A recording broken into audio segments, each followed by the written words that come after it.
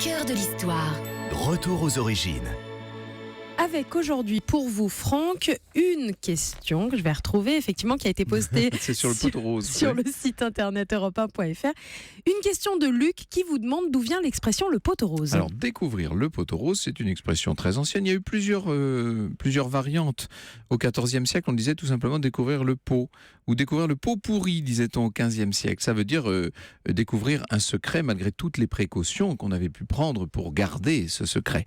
Alors, pour ce qui est de l'origine de l'expression, parce que c'est ça qui intéresse Luc quand même, plusieurs explications existent, aucune n'a jamais vraiment été privilégiée. Au XIXe siècle, pour Émile Littré, vous savez que j'ai souvent tendance à faire confiance à Littré, ce poteau rose, c'est un pot dans lequel on met les roses, on met l'essence de rose. D'autres ont supposé que le poteau rose était le pot dans lequel les femmes fortunées rangeaient leurs parfums, notamment le parfum de rose dont elles s'aspergeaient, et qu'elles cachaient parfois des mots doux dans ces petits pots, vous comprenez?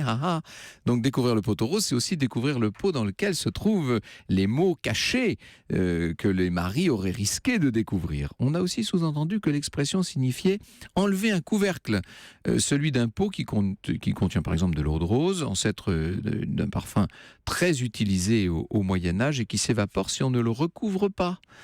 Toujours est-il, et donc vous connaissez aussi l'expression mettre au parfum, donc avertir, renseigner, bien évidemment, découvrir le poteau rose, ça pourrait être retirer le couvercle qui fait que le parfum se répand. Pourquoi pas après tout? Ce qui est sûr, c'est que la rose est depuis longtemps un symbole de secret.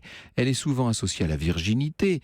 Dans le journal grammatical de la langue française en 1835, on peut lire « La rose, dont on croyait que Cupidon avait fait présent à Harpocrate, dieu du silence, pour en l'empêcher de révéler les faiblesses de Vénus, sa mère, devint dans l'Antiquité le symbole de la discrétion.